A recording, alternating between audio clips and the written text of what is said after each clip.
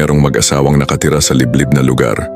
Sa tabi ng bahay nila ay merong kulungan ng karnero na pagmamay-ari ng kanilang kapitbahay sapagkat may mga karnero ang kanilang kapitbahay. Ang babae ay Kristiyano.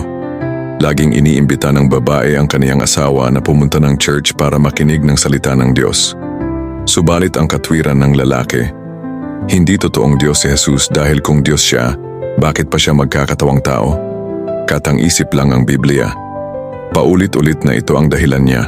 Isang linggo, habang nasa church ang asawa niya, at wala din ang kanilang kapitbahay ay biglang bumuhos ang malakas na ulan na may kasamang pagbaha at malalakas na hampas ng hangin. Nag-alala ang lalaki sa mga tupa na nasa labas sapagkat hindi nila alam ang pabalik sa kulungan. Sumisigaw ang lalaki. Itinuturo niya sa mga tupa ang daanan papuntang kulungan. Subalit hindi maunawaan ng mga tupa kaya sa pagkadismaya niya ay nasabi niyang, "Pambihira, kung tupa lang sana ako, masasabi ko sana sa kanila ang daanan." At bigla niyang naisip ang kaniyang sinasabi sa kaniyang asawa.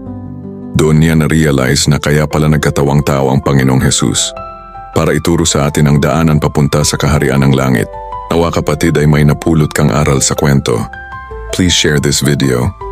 God bless you.